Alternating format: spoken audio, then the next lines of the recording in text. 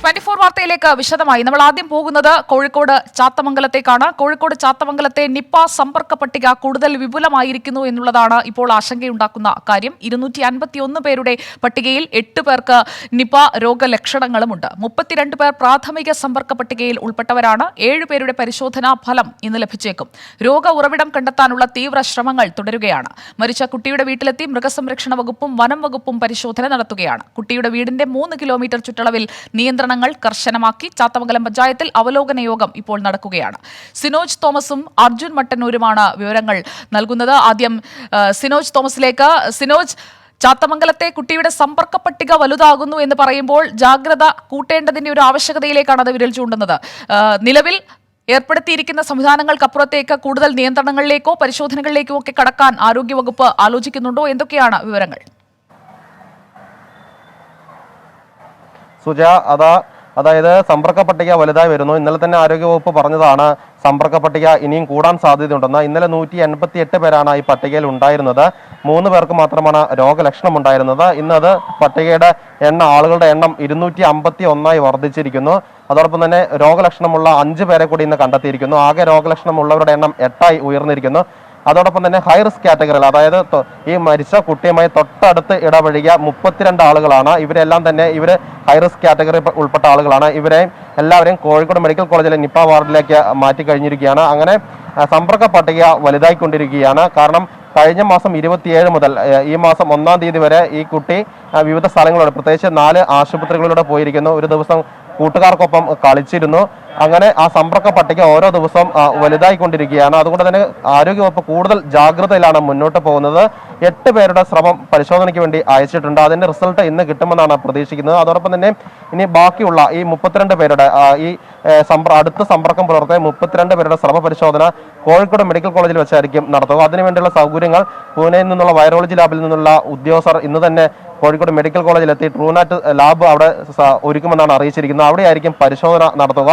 അവിടെ ഏതെങ്കിലും sample positive ആയാൽ മാത്രമേ പൂനെയിലേക്ക് അയച്ച് രണ്ടാമത് ഒരു ക്രോസ് ചെക്ക് നടത്തുകയുള്ളെന്നും ആരോഗ്യവകുപ്പ് അറിയിച്ചിട്ടുണ്ട്. ആ രീതിയിലുള്ള ക്രമീകരണങ്ങൾ ഒരു വശത്ത് നടക്കുന്നു, പ്രതിരോധ പ്രവർത്തനങ്ങളും മറുവശത്ത് നടക്കുന്നുണ്ട്. ഞാൻ നിൽക്കുന്നത് ഇപ്പോൾ ചാത്തമംഗലം പഞ്ചായത്ത് ഓഫീസിന് മുൻപിലാണ്. ഇവിടെ PT റഹീം MLA നേതൃത്വത്തിൽ ഒരു അവലോകന യോഗം നടക്കുകയാണ്. കാരണം രാവിലെ ആരോഗ്യമന്ത്രിയുടെ നേതൃത്വത്തിൽ മന്ത്രി PA മുഹമ്മദ് റിയാസ്, അതോടൊപ്പം തന്നെ AK ശശീന്ദ്രൻ തുടങ്ങിയ മന്ത്രിമാർ പങ്കെടുത്ത യോഗമുണ്ടായിരുന്നു. ആ യോഗത്തിൽ വേണ്ട നിർദ്ദേശങ്ങൾ നൽകിയിരുന്നു. ആ നിർദ്ദേശങ്ങൾ ഇവിടെയുള്ള പഞ്ചായത്ത് തലത്തിലേക്ക് നൽകുകയാണ്. കാരണം ഇവിടെയാണ് ഏറ്റവും കൂടുതൽ നിയന്ത്രണങ്ങൾ ഏർപ്പെടുത്തിയിരിക്കുന്നത്. ഈ പഞ്ചായത്ത് പൂർണ്ണമായും കണ്ടെയ്ൻമെന്റ് സോണായി പ്രഖ്യാപിച്ചിരിക്കുകയാണ്. അവശ്യ സാധനങ്ങൾ വിൽക്കുന്ന കടകൾക്ക് മാത്രമേ തുറക്കാൻ അനുമതിയുള്ളൂ. രാവിലെ 7 മുതൽ ഉച്ചയ്ക്ക് 2 മണി വരെ മാത്രമേ കടകൾ തുറക്കാൻ അനുമതിയുള്ളൂ. പോലീസ് വാഹനം ഇടയ്ക്കിടയ്ക്ക് അനൗൺസ്മെന്റ് ചെയ്തുകൊണ്ട് ഈ പഞ്ചായത്ത് വഴി ചുറ്റിക്കറങ്ങുന്നുണ്ട്. അതോടൊപ്പം തന്നെ കൂടിച്ചേരലുകൾ പൂർണ്ണമായി ഒഴിവാക്കണമെന്ന് നിർദ്ദേശം നൽകിയിട്ടുണ്ട്. ഈ പഞ്ചായത്തിലേക്ക് കയറുന്നതിനും പുറത്തേക്ക് പോകുന്നതിനും വിലക്കുണ്ട്. സുജയ, ശരി. അർജുൻ മട്ടന്നൂർ കൂടി നമുക്കൊപ്പമുണ്ട്. സിനോജ് ഇപ്പോൾ സൂചിപ്പിച്ചതുപോലെ അർജുൻ, ചാത്തമംഗലം പഞ്ചായത്തിൽ പലയിടങ്ങളിലും ഈ കുട്ടി പോയിട്ടുണ്ട്. കുട്ടിയുടെ പ്രാഥമിക സമ്പർക്ക പട്ടിക തന്നെ വളരെ വലുതാണ് ഈ ഒരു കോവിഡ് കാലമായിട്ട് കൂടി. രോഗ ഉറവിടം സംബന്ധിച്ചുള്ള പരിശോധനകൾ ഇപ്പോൾ എങ്ങനെയാണ് മുന്നോട്ട് പോകുന്നത്? എന്തെങ്കിലും സൂചനകൾ ഇക്കാര്യത്തിൽ എവിടെ നിന്നെങ്കിലും കിട്ടുന്നുണ്ടോ? സുജയ പാർവതി, നിപ്പ രോഗത്തിന്റെ ഉറവിടം കണ്ടെത്തുകയാണ് ഇപ്പോൾ ഈ ഉദ്യോഗസ്ഥ സംഘത്തിന്റെ പ്രധാന ലക്ഷ്യം. ഇതിന്റെ ഭാഗമായാണ് മൃഗസംരക്ഷണ വകുപ്പും വനം വകുപ്പും സംയുക്തമായി ഈ കുട്ടിയുടെ വീട് നിൽക്കുന്ന പ്രദേശമായ പാഴൂർ അടക്കമുള്ള മേഖലകളിൽ പരിശോധന നടത്തുന്നത്. ഇപ്പോൾ ഈ പാഴൂരിനടുത്തുള്ള ഇരുവഴിഞ്ഞി പുഴയുടെ തൊട്ടടുത്തുള്ള ഒരു വവ്വാലുകളുടെ ആവാസ കേന്ദ്രത്തിലേക്കാണ് ഇപ്പോൾ വനം വകുപ്പും അതുപോലെ തന്നെ മൃഗസംരക്ഷണ വകുപ്പും എത്തിയിരിക്കുന്നത്. ഇവിടെ ഇവർ പരിശോധന നടത്തുകയാണ്. ഈ കുട്ടി വീടിനടുത്തുള്ള ഒരു റംബൂട്ടാൻ മരത്തിൽ നിന്ന് പഴം കഴിച്ചതായി നാട്ടുകാർ പറഞ്ഞിരുന്നു. ഈ റംബൂട്ടാൻ മരത്തിൽ നേരത്തെ ഈ സംഘം പരിശോധന നടത്തിയിരുന്നു. അവിടെ വവ്വാലുകൾ എത്തുന്നതായുള്ള ചില സൂചനകൾ ലഭിച്ചിരുന്നു. ഇതിന് പിന്നാലെയാണ് ഇതിന് തൊട്ടടുത്തുള്ള വവ്വാലുകളുടെ ആവാസ കേന്ദ്രമായ ഈ സ്ഥലത്തേക്ക് ഇപ്പോൾ പരിശോധനയ്ക്കായി എത്തുന്നത്. ഇവിടെ ഇന്ന് സ്ഥലം സന്ദർശിച്ച ശേഷം അടുത്ത ദിവസം തന്നെ ഈ വവ്വാലുകളുടെ വിസർജ്യ വസ്തുക്കൾ അടക്കമുള്ള സാമ്പിളുകൾ ശേഖരിക്കാനുള്ള നടപടികൾ തുടങ്ങും. ഈ മരങ്ങളുടെ കീഴിൽ വലിയ ഷീറ്റുകൾ കെട്ടിക്കൊണ്ട് ഇത്തരത്തിൽ വിസർജ്യ വസ്തുക്കൾ ശേഖരിക്കുകയാണ് ഇവരുടെ ലക്ഷ്യം. എന്നാൽ മഴ ഒരു തടസ്സമാണ്. ശക്തമായ മഴ പെയ്യുകയാണെങ്കിൽ ഈ വിസർജ്യ വസ്തുക്കൾ ശേഖരിക്കാൻ കഴിയില്ല. എങ്കിൽ പോലും പ്രാഥമികമായി ഈ സ്ഥലത്ത് പരിശോധന നടത്താൻ വേണ്ടിയാണ് ഈ സംഘം ഇപ്പോൾ എത്തിയിരിക്കുന്നത്. നേരത്തെ ഈ റംബൂട്ടാൻ പഴങ്ങളും ഇവർ ശേഖരിച്ചിരുന്നു. അതിനു മുൻപ് ഈ കുട്ടിയുടെ വീട്ടിലെ ആടിന്റെ രക്തസാമ്പിളും മറ്റും ഈ സംഘം ശേഖരിച്ചിരുന്നു. പ്രത്യേകിച്ച് കഴിഞ്ഞ 2 ആഴ്ച മുൻപ് ഈ വീട്ടിലെ ആടുകൾക്ക് ചില അസുഖങ്ങൾ ഉണ്ടായിരുന്നു. ഈ കുട്ടി ആടുകളെ പരിചരിച്ചു എന്നടക്കമുള്ള കാര്യങ്ങൾ നാട്ടുകാർ പറഞ്ഞിരുന്നു. എന്തായാലും ആടിൽ നിന്ന് രോഗം വരാനുള്ള ഒരു സാധ്യത ഒട്ടും ഇല്ല എന്ന് തന്നെയാണ് മൃഗസംരക്ഷണ വകുപ്പ് പറയുന്നത്. എങ്കിൽ പോലും ഇത്തരമൊരു ആശങ്ക ഉയർന്ന സാഹചര്യത്തിൽ അത് സാധൂകരിക്കുക എന്ന ലക്ഷ്യത്തോടു കൂടിയാണ് ഇത്തരത്തിൽ ഒരു പരിശോധന ഇവർ നടത്തുന്നത്. ഇതിന്റെ സാമ്പിൾ ഭോപ്പാലിലേക്ക് അയച്ച് പരിശോധന നടത്തും. മറ്റ് കൂടുതൽ സാമ്പിളുകളും പരിശോധിക്കുന്നുണ്ട്. വവ്വാലുകളുടെ സാമ്പിൾ അടക്കം ശേഖരിച്ച ശേഷം അതും ഭോപ്പാലിലേക്ക് അയക്കുന്നുണ്ട്. എന്തായാലും എവിടെ നിന്നാണ് രോഗം വന്നത് എന്ന് കണ്ടെത്തുകയാണ് പ്രധാന ലക്ഷ്യം. നേരത്തെ മുൻപ് 2018 സമാനമായ രീതിയിൽ നിപ്പ വന്നപ്പോഴും ഉറവിടം കണ്ടെത്താൻ കഴിഞ്ഞിരുന്നില്ല. എന്തായാലും ഉറവിടം കണ്ടെത്താനുള്ള പരിശോധന ഇപ്പോഴും തുടരുകയാണ്. സുജയ. ശരി, അർജുൻ മട്ടന്നൂരും സിനോജ് തോമസുമാണ് വിവരങ്ങൾ നൽകിയത്. ചാത്തമംഗലം പഞ്ചായത്തിൽ പരിശോധനകൾ തുടരുന്നു. പഞ്ചായത്തിന്റെ അവലോകന യോഗവും നടക്കുകയാണ്. കുട്ടിയുടെ അച്ഛൻ അബൂബക്കർ പറഞ്ഞതനുസരിച്ചാണെങ്കിൽ അദ്ദേഹം പറിച്ചുകൊണ്ടുവന്ന റംബൂട്ടാൻ കഴിച്ചിട്ടുണ്ട്. ആ മരത്തിൽ വവ്വാലുകളുടെ സാന്നിധ്യം ഉണ്ടായിരുന്നോ എന്നതിൽ കേന്ദ്രീകരിച്ചാണ് ഇപ്പോൾ രോഗ ഉറവിടം കണ്ടെത്താനുള്ള പരിശോധനകൾ നടക്കുന്നത്. ഇത് സംബന്ധിച്ച വാർത്തകൾ നമുക്ക് വരുന്ന മുറയ്ക്ക് അതിലേക്ക് വീണ്ടും എത്താം. ഇപ്പോൾ മറ്റൊരു വാർത്തയിലേക്ക്. കോൺഗ്രസിൽ പരസ്യ കലഹം തുടരുന്നതിനിടെ UDF നേതൃയോഗം ഇന്ന് തിരുവനന്തപുരത്ത് ചേരും. കോൺഗ്രസിലെ പരസ്യ ഏറ്റുമുട്ടലിലെ ആശങ്ക ഘടകകക്ഷികൾ മുന്നണി യോഗത്തിൽ ഉന്നയിക്കും. യോഗത്തിന് മുന്നോടിയായി കോൺഗ്രസ് RSPയുമായും മുസ്ലിം ലീഗുമായും ഉഭയകക്ഷി ചർച്ച നടത്തി. RSP മുന്നണിയുടെ അവിഭാജ്യ ഘടകമാണെന്നും പ്രശ്നങ്ങൾ പരിഗണിക്കുമെന്നും ചർച്ചയ്ക്ക് ശേഷം പ്രതിപക്ഷ നേതാവ് VD സതീശൻ പറഞ്ഞു. വളരെ ഗൗരവതരമായ ചില കാര്യങ്ങൾ അവർ ശ്രദ്ധയിൽപ്പെടുത്തി. അതിന് നമ്മൾ ഹ്രസ്വകാലത്തേക്കും ദീർഘകാലത്തേക്കുമുള്ള നടപടികൾ സ്വീകരിക്കും എന്ന് നമ്മൾ തീരുമാനമെടുത്തിട്ടുണ്ട്. ഇത് സംബന്ധിച്ചുള്ള RSPയുമായിട്ടുള്ള ഉഭയകക്ഷി ചർച്ചകൾ ഞങ്ങൾ ഇനിയും തുടരും. വളരെ നല്ല സൗഹൃദ അന്തരീക്ഷത്തിലാണ് ആ ചർച്ച നടത്തിയത്. പരസ്പരം കാര്യങ്ങൾ പറഞ്ഞ് ബോധ്യപ്പെടുത്താൻ ഞങ്ങൾക്ക് 2 കൂട്ടർക്കും കഴിഞ്ഞിട്ടുണ്ട്. നല്ല ബന്ധം RSP UDFന്റെ അവിഭാജ്യമായ ഒരു ഘടകമാണ്. UDFന് ഒരു വളരെ ബന്ധമുള്ള അടുപ്പമുള്ള ഹൃദയബന്ധമുള്ള ഒരു പ്രസ്ഥാനം കൂടിയാണ്. ആ ബന്ധം നല്ല രീതിയിൽ തന്നെ മുന്നോട്ട് പോകും. കൂടുതൽ വിവരങ്ങൾ അല്ലമീൻ നൽകും തിരുവനന്തപുരത്ത് നിന്ന്. അല്ലമീൻ, ഇപ്പോൾ VD സതീശൻ സൂചിപ്പിച്ചതുപോലെ ഘടകകക്ഷിയെ പറഞ്ഞൊതുക്കാൻ കഴിഞ്ഞിട്ടുണ്ട്. പക്ഷേ കോൺഗ്രസിലെ പ്രശ്നങ്ങൾ പൂർണ്ണമായും പറഞ്ഞു തീർക്കാൻ കഴിഞ്ഞിട്ടുണ്ടോ എന്ന് അറിയില്ല. കാരണം രമേശ് ചെന്നിത്തലയുടെ ഇന്നലത്തെ പ്രതികരണം എല്ലാം പറഞ്ഞു തീർത്തിട്ടില്ല എന്നൊരു ധ്വനി നൽകുന്നതായിരുന്നു. UDF യോഗത്തിലേക്ക് വിഷയം വരുമ്പോൾ വിവിധ ഘടകകക്ഷികൾ സ്വീകരിക്കാൻ സാധ്യതയുള്ള നിലപാട് എന്താണ്? കോൺഗ്രസ് ആശങ്കയിലാണോ? 2:30ക്കാണ് UDF യോഗം ചേരുന്നത്. തെരഞ്ഞെടുപ്പിന് ശേഷം വിശദമായ ചർച്ചകളിലേക്ക് UDF നേതൃത്വം കടന്നിരുന്നില്ല. ഇന്ന് 2:30ക്ക് അത്തരം ചർച്ചകളിലേക്ക് പോകും. ഒപ്പം ഘടകകക്ഷികൾ പലരും ഉന്നയിച്ച പരാതികളും യോഗത്തിൽ ചർച്ചയാകുമെന്നാണ് മനസ്സിലാക്കാനാകുന്നത്. UDF യോഗത്തിൽ തർക്കങ്ങൾ ഒഴിവാക്കുന്നതിന് വേണ്ടി കോൺഗ്രസ് നേതാക്കൾ ഘടകകക്ഷി നേതാക്കളുമായി ഇതിനോടകം കൂടിക്കാഴ്ച നടത്തിയിട്ടുണ്ട്. ഏറ്റവും പ്രധാനം RSPയുടെ പരാതിയായിരുന്നു. നേതൃയോഗങ്ങളിൽ നിന്ന് വിട്ടുനിൽക്കാനും മുന്നണി വിടുന്നത് അടക്കമുള്ള ആലോചനകളിലേക്ക് ഒരു ഘട്ടത്തിൽ RSP കടന്നിരുന്നു. പക്ഷേ ഇന്നിപ്പോൾ RSPയുമായി UDF കോൺഗ്രസ് നേതൃത്വം ഉഭയകക്ഷി ചർച്ച നടത്തി. അതിലവർ പറയുന്നത് പ്രശ്നങ്ങൾ ഗൗരവമായ പല പ്രശ്നങ്ങളും RSP ചൂണ്ടിക്കാട്ടിയിട്ടുണ്ട്. അത് ഹ്രസ്വകാല അടിസ്ഥാനത്തിലും ദീർഘകാല അടിസ്ഥാനത്തിലും പരിഹരിക്കേണ്ട പ്രശ്നങ്ങളാണ്. അതെല്ലാം പരിഹരിക്കും. ചർച്ചയിൽ തൃപ്തരാണ് എന്ന് RSPയും വിശദീകരിച്ചിട്ടുണ്ട്. UDF തന്നെ തുടരുമെന്ന നിലപാടാണ് അവർ വ്യക്തമാക്കിയിരിക്കുന്നത്. രാവിലെ കുഞ്ഞാലിക്കുട്ടിയും VD സതീശനുമായും കൂടിക്കാഴ്ച നടന്നിരുന്നു. ഇപ്പോൾ ഏറ്റവും നിർണായകമായ മറ്റൊരു കൂടിക്കാഴ്ചയിലേക്ക് നേതൃത്വം കടക്കുകയാണ്. കോൺഗ്രസിലെ പ്രശ്നപരിഹാര ശ്രമങ്ങളുടെ ഭാഗമായി KPCC അധ്യക്ഷൻ K സുധാകരനും പ്രതിപക്ഷ നേതാവ് VD സതീശനും ഉമ്മൻചാണ്ടിയുമായും രമേശ് ചെന്നിത്തലയുമായും കൂടിക്കാഴ്ച നടത്താൻ പോവുകയാണ്. അല്പസമയത്തിനകം KPCC ആസ്ഥാനമായ ഇന്ദിരാഭവനിൽ കൂടിക്കാഴ്ച ആരംഭിക്കും. KPCC ആസ്ഥാനത്തേക്ക് K സുധാകരനും VD സതീശനും എത്തിയിട്ടുണ്ട്. ഉമ്മൻചാണ്ടിയും രമേശ് ചെന്നിത്തലയും അല്പസമയത്തിനകം എത്തും. പരസ്യ പോരിന് ശേഷം ഇന്നലെ VD സതീശൻ ഇരു നേതാക്കളെയും നേരിട്ട് കണ്ട പ്രശ്നപരിഹാര ചർച്ചകൾ നടത്തിയിരുന്നു. അതിന്റെ തുടർച്ചയാണ് ഇന്ന് ഇരു നേതാക്കളെയും ഒന്നിച്ചിരുത്തി നേതൃത്വം ചർച്ച നടത്തുന്നത്. ഇതിൽ പ്രശ്നങ്ങൾ അല്ലെങ്കിൽ മഞ്ഞുരുകൾ സാധ്യമാകുമെന്നാണ് നേതാക്കളുടെ വിലയിരുത്തൽ. UDF യോഗത്തിന് ഇരു നേതാക്കളെയും പങ്കെടുപ്പിക്കുക എന്നതും നേതാക്കളുടെ ലക്ഷ്യമാണ്. നിർണായകമായിട്ടുള്ള ഒരു കൂടിക്കാഴ്ച അല്പസമയത്തിനകം KPCC ആസ്ഥാനമായ ഇന്ദിരാഭവനിൽ നടക്കും. പിന്നാലെ UDF യോഗവും ചേരും. ശരി അല്ലമീൻ, ലഭ്യമാകുന്ന വിവരങ്ങൾ നമുക്ക് പ്രേക്ഷകരിലേക്ക് അപ്പോൾ എത്തിക്കാം. അല്പസമയത്തിനകം തന്നെ നിർണായകമായ മഞ്ഞൊരുക്കാനുള്ള ശ്രമം എന്ന് വിശേഷിപ്പിക്കാവുന്ന ഒരു കൂടിക്കാഴ്ചയാണ് തിരുവനന്തപുരത്ത് നടക്കാൻ പോകുന്നത്. തൊട്ടുപിന്നാലെ UDF യോഗവും. രാജ്യത്തെ വിവിധ ട്രൈബ്യൂണലുകളിലെ ഒഴിവുകൾ നികത്താത്തതിൽ കേന്ദ്ര സർക്കാരിനെതിരെ രൂക്ഷ വിമർശനം ഉന്നയിച്ച് സുപ്രീം കോടതി. കേന്ദ്ര സർക്കാർ കോടതി വിധിയെ ബഹുമാനിക്കുന്നില്ലെന്ന് ചീഫ് ജസ്റ്റിസ് NV രമണ അധ്യക്ഷനായ ബെഞ്ച് നിരീക്ഷിച്ചു. കേന്ദ്രം കോടതിയുടെ ക്ഷമ പരീക്ഷിക്കുകയാണെന്നും വിമർശനമുയർത്തി. അടുത്ത തിങ്കളാഴ്ചയ്ക്കകം ഒഴിവുകൾ നികത്താൻ കേന്ദ്രത്തിന് ഒരു അവസരം കൂടി നൽകി. രാജ്യത്തെ വിവിധ ട്രൈബ്യൂണലുകളിലെ ഒഴിവുകൾ നികത്താത്തതിലും കോടതി വിധി മറികടക്കാൻ പുതിയ ട്രൈബ്യൂണൽ റിഫോംസ് നിയമം കൊണ്ടുവന്നതിലും കടുത്ത അതൃപ്തിയും വിമർശനവുമാണ് ചീഫ് ജസ്റ്റിസ് NV രമണ അധ്യക്ഷനായ ബെഞ്ചിന്റെ ഭാഗത്തു നിന്നുണ്ടായത്. ട്രൈബ്യൂണലുകളിലെ ഒഴിവുകൾ നികത്താതെ കേന്ദ്ര സർക്കാർ ട്രൈബ്യൂണലുകളുടെ വരിയുടയ്ക്കുകയാണ്. പല ട്രൈബ്യൂണലുകളും അടച്ചുപൂട്ടലിന്റെ വക്കിലാണ്. 3 പോംവഴികളാണ് കോടതിക്ക് മുന്നിലുള്ളതെന്ന് ചീഫ് ജസ്റ്റിസ് NV രമണ പറഞ്ഞു. കേന്ദ്ര സർക്കാർ കൊണ്ടുവന്ന പുതിയ നിയമം സ്റ്റേ ചെയ്യുക, ട്രൈബ്യൂണലുകൾ അടച്ചുപൂട്ടി അതിന്റെ അധികാരം ഹൈക്കോടതിയെ ഏൽപ്പിക്കുക, മൂന്നാമതായി സുപ്രീം കോടതി നേരിട്ട് നിയമനങ്ങൾ നടത്തുക. ഇതോടെ സോളിസിറ്റർ ജനറൽ കൂടുതൽ സമയം ആവശ്യപ്പെട്ടു. 2 ആഴ്ചയ്ക്കകം ഒഴിവുകൾ നികത്തുമെന്നാണ് ധനമന്ത്രാലയം അറിയിച്ചിട്ടുള്ളതെന്ന് സോളിസിറ്റർ ജനറൽ തുഷാർ മേത്ത പറഞ്ഞു. തുടർന്ന് കേസ് പരിഗണിക്കുന്നത് തിങ്കളാഴ്ചത്തേക്ക് മാറ്റി. ആ സമയത്തിനുള്ളിൽ കേന്ദ്ര സർക്കാർ നിയമനങ്ങൾ നടത്തുമെന്നാണ് പ്രതീക്ഷിക്കുന്നതെന്ന് സുപ്രീം കോടതി വ്യക്തമാക്കി. MP പ്രദീപ് കുമാർ, 24, ഡൽഹി. അഫ്ഗാനിസ്ഥാനിലെ പൻഷീർ പ്രവിശ്യ പൂർണ്ണമായും കീഴടക്കിയെന്ന് താലിബാന്റെ അവകാശവാദം. പ്രാദേശിക സർക്കാർ സ്ഥാപനങ്ങളുടെ നിയന്ത്രണം ഏറ്റെടുത്തതായും താലിബാൻ പുറത്തിറക്കിയ ഔദ്യോഗിക പ്രസ്താവനയിൽ പറയുന്നു. എന്നാൽ താലിബാന്റെ അവകാശവാദം വടക്കൻ സേന നിഷേധിക്കുകയാണ്. താലിബാൻ വക്താവ് സബീഹുള്ള മുജാഹിദാണ് പഞ്ചശീർ പ്രവിശ്യയും പിടിച്ചെടുത്തതായി അറിയിച്ചത്. ഇതോടൊപ്പം പഞ്ചശീർ പ്രവിശ്യ ഗവർണറുടെ ഓഫീസ് വളപ്പിൽ താലിബാൻ തീവ്രവാദികൾ നിൽക്കുന്ന ചിത്രങ്ങൾ സമൂഹമാധ്യമങ്ങൾ വഴി പുറത്തുവിടുകയും ചെയ്തു. രാജ്യമൊന്നിച്ചതായും പഞ്ചശീറിലെ ജനങ്ങളെ വേർതിരിച്ച് കാണില്ല എന്നും താലിബാൻ സാംസ്കാരിക വിഭാഗം ഉപമേധാവി അഹമ്മദുല്ല വാസിഖ് പറഞ്ഞു. ചർച്ചയാവാമെന്ന വടക്കൻ സഖ്യ നേതാവ് അഹമ്മദ് മസൂദിന്റെ വാഗ്ദാനം താലിബാൻ തള്ളി. അഫ്ഗാനിസ്ഥാനിൽ പ്രതിരോധ സേനയുടെ നിയന്ത്രണത്തിലുള്ള അവശേഷിക്കുന്ന ഏക പ്രവിശ്യയായിരുന്നു പഞ്ചശീർ. പ്രതിരോധ സേനയുടെ തലവനായ അഹമ്മദ് മസൂദിന്റെ നേതൃത്വത്തിൽ പഞ്ചശീറിൽ നിന്നും കനത്ത ചെറുത്തുനിൽപ്പായിരുന്നു താലിബാന് നേരിടേണ്ടി വന്നത്. അതേസമയം പാകിസ്ഥാൻ ചാരസംഘടനയായ ISIയുടെ സഹായത്തോടെയാണ് താലിബാൻ പഞ്ചശീർ പിടിച്ചടക്കിയത് എന്നും റിപ്പോർട്ടുകൾ സൂചിപ്പിക്കുന്നു. നേരത്തെ പ്രതിരോധ സേനയുടെ വക്താവ് ഫഹീം ദഷ്ടി ഏറ്റുമുട്ടലിൽ കൊല്ലപ്പെട്ടിരുന്നു. ദഷ്ടി ഉൾപ്പെടെ പ്രതിരോധ സേനയുടെ നിരവധി നേതാക്കളെ താലിബാൻ കൊന്നൊടുക്കിയതായാണ് റിപ്പോർട്ട്. International desk, 24.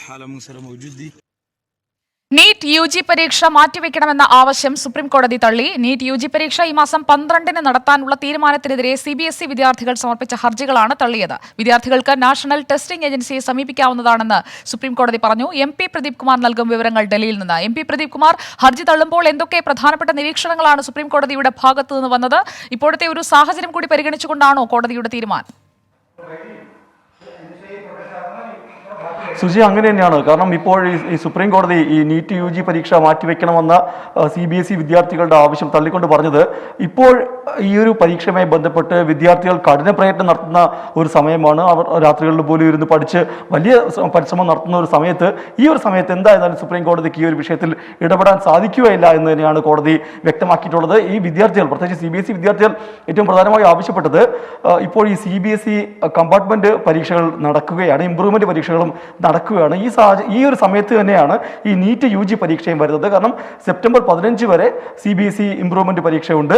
സെപ്റ്റംബർ 12-നാണ് നീറ്റ് UG പരീക്ഷ നിശ്ചയിച്ചിരിക്കുന്നത്. അപ്പോൾ ഈ ഒരേ സമയത്ത് ഇങ്ങനെ പരീക്ഷകൾ വരുന്നത് കാരണം തങ്ങൾക്ക് അതിൽ ബുദ്ധിമുട്ടുണ്ട്, പരീക്ഷയ്ക്ക് വേണ്ടി തയ്യാറെടുക്കാൻ ബുദ്ധിമുട്ടുണ്ട് എന്ന് തുടങ്ങിയ കാര്യങ്ങളാണ് ഈ CBSE വിദ്യാർത്ഥികൾ സുപ്രീം കോടതിയെ പറഞ്ഞിരുന്നത്. എന്നാൽ ഇപ്പോൾ സുപ്രീം കോടതി വ്യക്തമാക്കിയിട്ടുള്ളത്, ഈ വിദ്യാർത്ഥികൾക്ക് എന്തെങ്കിലും പരാതി ഉണ്ടെങ്കിൽ അവർക്കത് നാഷണൽ ടെസ്റ്റിംഗ് ഏജൻസിയെ സമീപിച്ച് തന്നെ അവിടെ ഒരു നിവേദനമായി തന്നെ കൊടുത്തുകൊണ്ട് മുന്നോട്ട് പോകാവുന്നതേ ഉള്ളൂ. എന്തായാലും സുപ്രീം കോടതി ഇക്കാര്യത്തിൽ എന്തായാലും ഇടപെടാൻ പോകുന്നില്ല എന്ന് വ്യക്തമാക്കിക്കൊണ്ടാണ് ഈ വിദ്യാർത്ഥികൾ സമർപ്പിച്ച ഹർജി തള്ളിയിരിക്കുന്നത്.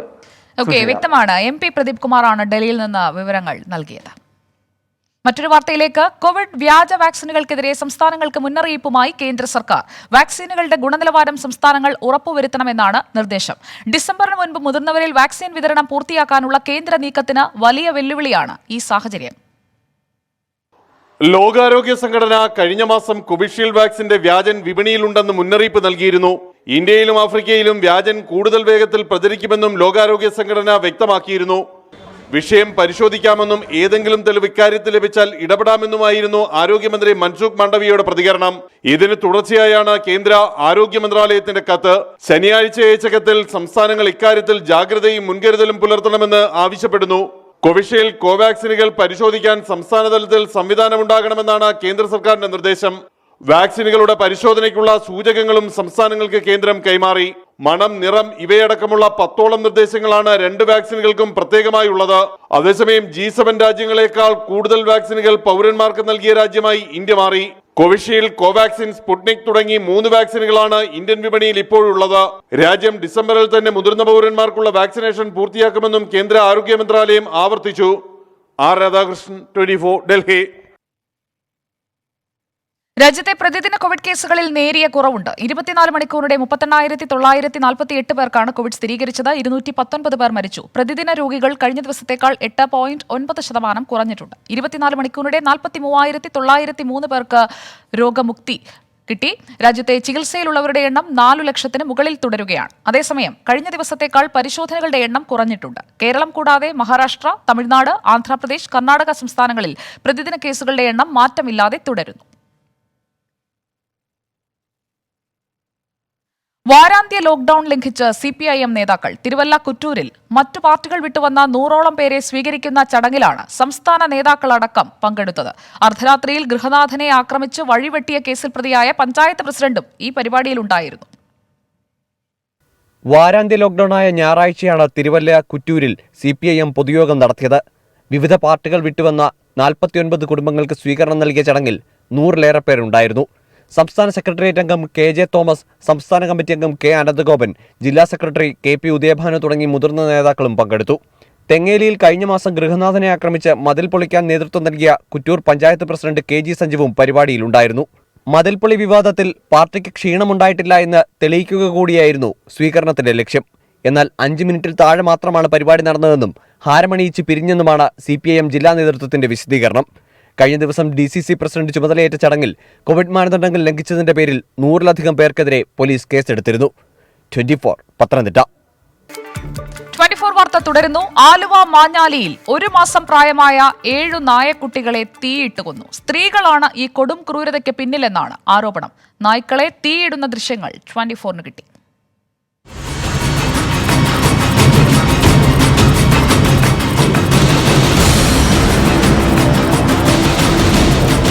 കഴിഞ്ഞ ദിവസമാണ് സംഭവമുണ്ടായത്. വീട്ടുമുറ്റത്ത് പ്രസവിച്ചു എന്ന കാരണത്തെ തുടർന്നാണ് 1 മാസം മാത്രം പ്രായമുള്ള നായ്ക്കളെ തീയിട്ടത്. ഇതിൽ 6 കുഞ്ഞുങ്ങൾ പൊള്ളലേറ്റ് ചത്തു. ഒരു പട്ടിക്കും കുഞ്ഞിനും ഗുരുതരമായി പൊള്ളലേറ്റിട്ടുണ്ട്. 2 സ്ത്രീകൾ ചേർന്നാണ് ഈ കുറ്റകൃത്യം നടത്തിയതെന്നാണ് ആരോപണം. പൊള്ളലേറ്റ ഒരു കുഞ്ഞിനെ സ്ത്രീകളിൽ ഒരാൾ എടുത്തുകൊണ്ടുപോയതായും ആക്ഷേപമുണ്ട്. 2 സ്ത്രീകൾ, അതൊരു തെരുവ് നായ പ്രസവിച്ചു ഒരു വീടിന്റെ പരിസരത്ത് പ്രസവിച്ചു എന്നൊരു കാരണം പറഞ്ഞ് തെരുവ് നായ്ക്കളെ എൻ്റെ കുഞ്ഞിനെ തീയിട്ട്, ഏതാ ഒരു വിഷ്വൽ കാണുന്നുണ്ട്, തീയിട്ട് കൊല്ലാൻ ശ്രമിക്കുമായിരുന്നു. അതിൽ കുഞ്ഞുങ്ങളവർ കത്തിപ്പോയി എന്നാണ്, അല്ലെങ്കിൽ ഒരു മരിച്ചു എന്നാണ് നമ്മൾ പ്രാഥമികമായി അറിയാൻ സാധിച്ചത്. കുഞ്ഞുങ്ങളെ കുറിച്ച് ഒരു വിവരവും കിട്ടിയില്ല. തള്ളനായ്ക്ക് വളരെ നല്ല രീതിയിൽ ചെവിയൊക്കെ പൊള്ളിയിരിക്കുന്നു, ചെവി ശരീരഭാഗങ്ങൾ പൊള്ളിയിരിക്കുന്നു. ലാക്ടിങ് മദർ 1 മാസത്തിൽ താഴെയായിട്ടുള്ള പ്രസവിച്ചിട്ട്. ഈ സ്ത്രീകളുടെ ഇത്തരം പ്രവർത്തികൾ ആദ്യമായല്ലെന്ന് പ്രദേശവാസികൾ പറയുന്നു. പൊള്ളലേറ്റ പട്ടി നിലവിൽ മൃഗസംരക്ഷണ സംഘടനയായ ദയയുടെ കീഴിൽ ചികിത്സയിലാണ്. സംഭവത്തിൽ കുറ്റക്കാരായ സ്ത്രീകൾക്കെതിരെ ദയ പരാതി നൽകിയിട്ടുണ്ട്. 24 കൊച്ചി. കണ്ണൂർ പയ്യാമ്പലത്ത് നായയുടെ ജഡം കത്തിച്ച നിലയിൽ കണ്ടെത്തി. പയ്യാമ്പലം KG മാരാർ സ്മൃതി കുടീരത്തിന് സമീപമാണ് അവശിഷ്ടങ്ങൾ കണ്ടെത്തിയത്. കോർപ്പറേഷന്റെ അനാസ്ഥയാണ് സംഭവത്തിന് പിന്നിലെന്ന് BJP ആരോപിച്ചു.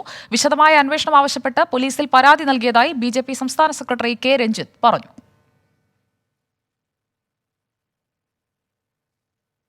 തിരുവനന്തപുരം നഗരൂരിൽ അമ്മയും കുഞ്ഞും കിണറ്റിൽ ചാടി മരിച്ചു. പന്തുവിള സ്വദേശി ബിന്ദു, 6 വയസ്സുകാരൻ മകൻ രജിൻ എന്നിവരാണ് മരിച്ചത്. ഭർത്താവ് രജിലാലിന്റെ ദേഹത്ത് ആസിഡ് ഒഴിച്ച ശേഷം ബിന്ദു കുട്ടിയുമായി കിണറ്റിൽ ചാടുകയായിരുന്നു. പന്തുവിളയിലെ ബിന്ദുവിന്റെ വീട്ടിൽ ഇന്നലെ രാത്രി 11 മണിയോടെയായിരുന്നു സംഭവം. കഴിഞ്ഞ 7 വർഷമായി ബിന്ദുവും 2ാം ഭർത്താവ് രജിലാലും ഈ വീട്ടിലായിരുന്നു താമസം. ഇവർ തമ്മിൽ വഴക്ക് പതിവാണെന്ന് അയൽവാസികൾ പോലീസിനോട് പറഞ്ഞു. ഇന്നലെയും ഇരുവരും വഴക്കുണ്ടായി. വഴക്കിനൊടുവിൽ രജിലാലിന്റെ ദേഹത്ത് ആസിഡ് ഒഴിച്ച ശേഷം ബിന്ദു കുട്ടിയുമായി കിണറ്റിൽ ചാടുകയായിരുന്നു. ബിന്ദുവിന്റെ 14 വയസ്സുകാരൻ മകനാണ് വിവരം അയൽക്കാരെ അറിയിച്ചത്. പോലീസും ഫയർഫോഴ്സും എത്തിയാണ് കിണറ്റിൽ നിന്ന് മൃതദേഹങ്ങൾ പുറത്തെടുത്തത്. 7 അടിയോളം താഴ്ച മാത്രമേ കിണറിനുള്ളൂ. അപ്പോൾ കമന്ന് കിടക്കുന്നതായിട്ടാണ് കാണുന്നത്. അപ്പോൾ തന്നെ ഫയർഫോഴ്സിനെ വിവരം അറിയിച്ചു. ഫയർഫോഴ്സ് വന്ന് ബോഡി എടുത്തു കൊണ്ടുപോവുകയാണ്. രജിലാൽ തിരുവനന്തപുരം മെഡിക്കൽ കോളേജ് ആശുപത്രിയിൽ ചികിത്സയിലാണ്. ഇയാളുടെ ആരോഗ്യനില അതീവ ഗുരുതരമാണെന്ന് ഡോക്ടർമാർ അറിയിച്ചു. ബിന്ദുവിന്റെയും മകൻ രജിന്റെയും മൃതദേഹങ്ങൾ ചിറയൻകീഴ് താലൂക്ക് ആശുപത്രിയിൽ സൂക്ഷിച്ചിരിക്കുകയാണ്. 24 തിരുവനന്തപുരം. ഇടുക്കി പണിക്കൻകുടി സിന്ധു കൊലപാതക കേസിൽ പ്രതിയെക്കുറിച്ച് സൂചനയില്ലാതെ അന്വേഷണ സംഘം. ബിനോയ് ഒളിവിൽ പോയിട്ട് 20 ദിവസം പിന്നിട്ടു. ബിനോയ്ക്കായി ഇന്ന് ലുക്കൌട്ട് നോട്ടീസ് പുറത്തിറക്കും. പാലക്കാട് പൊള്ളാച്ചി മേഖലകളിലാണ് ഏറ്റവും ഒടുവിലായി ബിനോയ് എത്തിയതെന്നാണ് ഫോൺ രേഖകൾ വ്യക്തമാക്കുന്നത്. പാലക്കാടുള്ള ഒരു സുഹൃത്തിനെ ബിനോയ് ബന്ധപ്പെട്ടതായും പോലീസ് പറയുന്നു. ബിനോയ് ഒളിവിൽ പോയി 20 ദിവസം പിന്നിട്ടിട്ടും ഇയാളെക്കുറിച്ച് കാര്യമായ സൂചനകളൊന്നും പോലീസിന് ലഭിച്ചിട്ടില്ല. തമിഴ്നാട് അതിർത്തി മേഖലകളിലെത്തി സുഹൃത്തുക്കളോട് ഫോണിൽ ബന്ധപ്പെട്ട ശേഷം ബിനോയ് തിരികെ കേരളത്തിലെത്തും. ഇങ്ങനെ ചെയ്യുന്നതിലൂടെ പോലീസിന്റെ അന്വേഷണത്തെ വഴിതിരിച്ചു വിടാനാണ് പ്രതി ശ്രമിക്കുന്നത്. എന്നാൽ കുറച്ചു ദിവസമായി ഇയാളുടെ ഫോൺ സ്വിച്ച് ഓഫ് ആണ്. ബിനോയുടെ സുഹൃത്തുക്കളെയും ബന്ധുക്കളെയും പോലീസ് വിശദമായി ചോദ്യം ചെയ്യുന്നുണ്ട്. 3 സംഘങ്ങളായി തിരിഞ്ഞ വിവിധയിടങ്ങളിൽ അന്വേഷണ സംഘം പരിശോധന തുടരുകയാണ്. സിന്ധുവിനെ കൊലപ്പെടുത്താൻ പ്രതിക്ക് മറ്റാരുടെയും സഹായം ലഭിച്ചിട്ടില്ലെന്ന നിഗമനത്തിൽ തന്നെയാണ് പോലീസ്. ബിനോയുടെ ബാങ്ക് ഇടപാടുകളും അന്വേഷണ സംഘം സൂക്ഷ്മമായി നിരീക്ഷിക്കുന്നുണ്ട്. 24 ഇടുക്കി. തിരുവനന്തപുരം പൂന്തുറയിൽ അയൽവാസിയായ യുവതിയെ വീട്ടിൽ കയറി ക്രൂരമായി മർദ്ദിച്ച സംഭവത്തിൽ 1-ാം പ്രതി പിടിയിൽ. മണക്കാട് സ്വദേശി സുധീറിനെയാണ് അറസ്റ്റ് ചെയ്തത്. ഇയാൾ നഗരത്തിൽ ഹോട്ടൽ നടത്തി വരികയായിരുന്നു. 2-ാം പ്രതി നൌഷാദ് ഒളിവിലാണെന്നും ഇയാൾക്കായി അന്വേഷണം ഊർജിതമാക്കിയതായും പൂന്തുറ പോലീസ് അറിയിച്ചു. യുവതിയെ മർദ്ദിക്കുന്നതിന്റെ CCTV ദൃശ്യങ്ങളടക്കം ഇന്നലെ 24 പുറത്തുവിട്ടിരുന്നു. മണക്കാട് MLA റോഡിന് സമീപം താമസിക്കുന്ന ആമിനയ്ക്കാണ് മർദ്ദനമേറ്റത്. കാസർഗോഡ് ഉളിയത്തടുക്കയിൽ 14-കാരിയെ പീഡിപ്പിച്ച കേസിൽ പെൺകുട്ടിയുടെ പിതാവിനെതിരെ പീഡനക്കുറ്റം ചുമത്തി. നേരത്തെ തന്നെ പീഡനത്തിന് ഒത്താശ ചെയ്തതിന് പെൺകുട്ടിയുടെ മാതാവും പിതാവും അറസ്റ്റിലായിരുന്നു. പെൺകുട്ടിയുടെ മൊഴിയുടെ അടിസ്ഥാനത്തിലാണ് പിതാവിനെതിരെ പീഡനക്കുറ്റം ചുമത്തിയത്.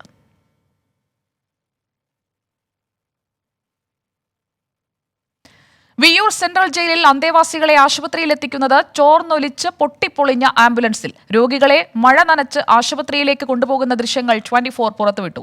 പുതിയ ആംബുലൻസ് വാങ്ങുന്നതിനുള്ള നടപടി തുടങ്ങിയെന്നാണ് ജയിൽ സൂപ്രണ്ട് പറയുന്നത്.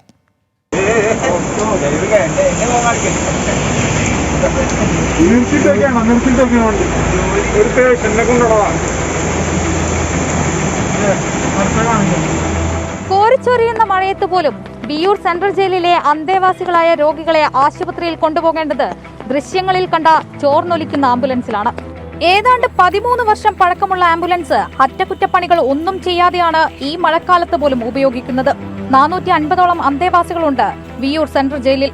5 കിടപ്പ് രോഗികളടക്കം നിരവധി പേരെ ദിവസേന ജില്ലാ ആശുപത്രിയിലേക്കും 8 കിലോമീറ്ററിലധികം ദൂരമുള്ള മെഡിക്കൽ കോളേജിലേക്കും കൊണ്ടുപോകുന്നത് ഈ തുരുമ്പ് പിടിച്ച വാഹനം.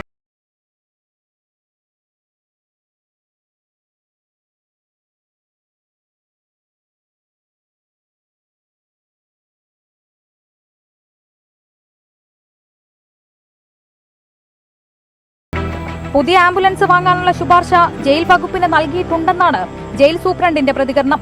അത്യാവശ്യ ഘട്ടത്തിൽ ജില്ലാ ജയിലിലെയും വനിതാ ജയിലിലെയും അതിസുരക്ഷാ ജയിലിലെയും ഒക്കെ ആംബുലൻസുകളുടെ സഹായത്തോടെയാണ് രോഗികളെ ആശുപത്രിയിലെത്തിക്കുക.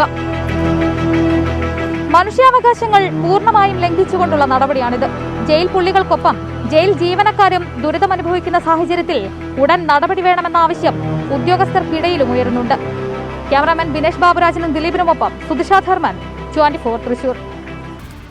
24 വാർത്ത തുടരുന്നു. തൃക്കാക്കര നഗരസഭയുടെ പ്രവർത്തനം തടസ്സപ്പെട്ട സംഭവത്തിൽ സർക്കാരിനോട് വിശദീകരണം തേടിയിരിക്കുകയാണ് ഹൈക്കോടതി. വിശദമായ സത്യവാങ്മൂലം നൽകാൻ സർക്കാരിന് കോടതി നിർദ്ദേശം നൽകി. നഗരസഭയുടെ സുഗമമായ നടത്തിപ്പിന് പോലീസ് സംരക്ഷണം ഉറപ്പാക്കണമെന്ന മുൻ ഉത്തരവ് കർശനമായി പാലിക്കണമെന്നും കോടതി ചൂണ്ടിക്കാട്ടി. നഗരസഭ നൽകിയ കോടതിയലക്ഷ്യ ഹർജിയിലാണ് നടപടി. ഹർജി വെള്ളിയാഴ്ച വീണ്ടും പരിഗണിക്കും. നേരത്തെ നഗരസഭാ അധ്യക്ഷയ്ക്കെതിരായ പ്രതിഷേധത്തെ തുടർന്ന് നഗരസഭയുടെ പ്രവർത്തനം തടസ്സപ്പെടുകയും കൌൺസിലർമാർ ഉൾപ്പെടെയുള്ളവർക്ക് പരിക്കേൽക്കുകയും ചെയ്തിരുന്നു.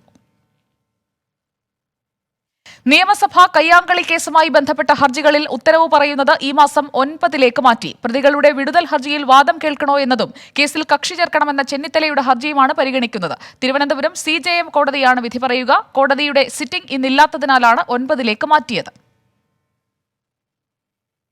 ISRO വിൻഡ് ടണൽ പദ്ധതിക്കായുള്ള ഉപകരണങ്ങളുമായി വന്ന കൂറ്റൻ വാഹനം തുമ്പ VSSCക്ക് മുൻപിൽ തടഞ്ഞ സംഭവത്തിൽ പോലീസ് കേസെടുത്തു.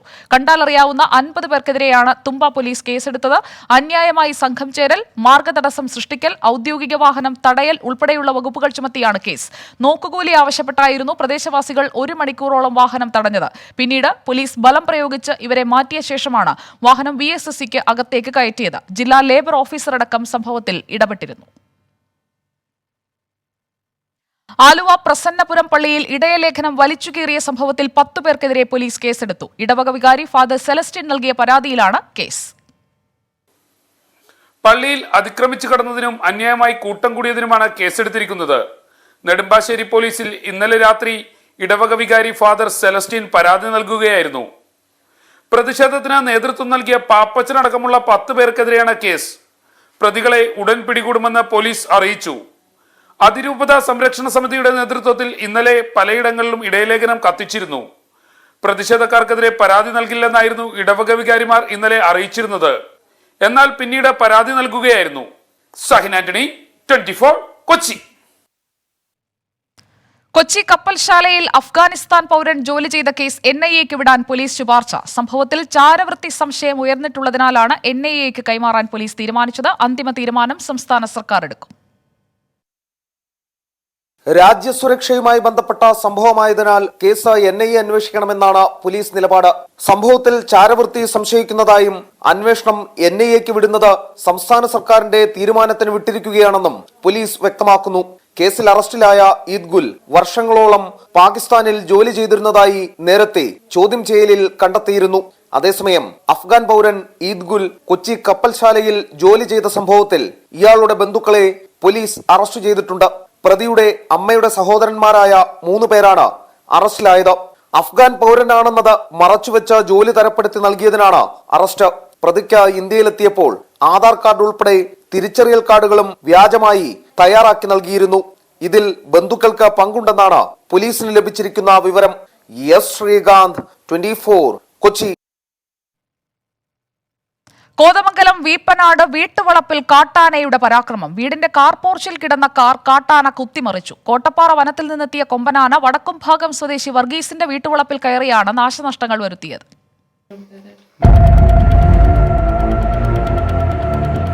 പുലർച്ചെ 4:30യോടെയാണ് കാട്ടുകൊമ്പൻ വീട്ടുപരിസരത്തെത്തി ആക്രമണം നടത്തിയത്. വന്നയുടൻ പോർച്ചിൽ കിടന്ന കാർ കൊമ്പുകൊണ്ട് കുത്തിനീക്കുകയും മറിച്ചിടാൻ ശ്രമിക്കുകയും ചെയ്തു. ഇടിയുടെ ആഘാതത്തിൽ കാറിന് കേടുപാടുകൾ സംഭവിച്ചു.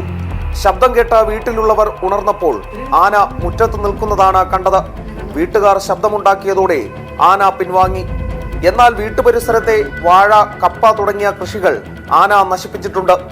അതേസമയം ഈ മേഖലയിൽ ഏറെക്കാലമായി കാട്ടാനയുടെ ഭീഷണി നിലനിൽക്കുന്നുണ്ട്. നിരവധി തവണ കാട്ടാനയുടെ ആക്രമണം ഉണ്ടാവുകയും നാട്ടുകാർ പരാതി നൽകുകയും ചെയ്തിരുന്നു. വിഷയത്തിൽ വനം വകുപ്പ് ആവശ്യമായ നടപടികൾ സ്വീകരിക്കണമെന്നാണ് നാട്ടുകാരുടെ ആവശ്യം. എസ് ശ്രീകാന്ത്, 24 കൊച്ചി.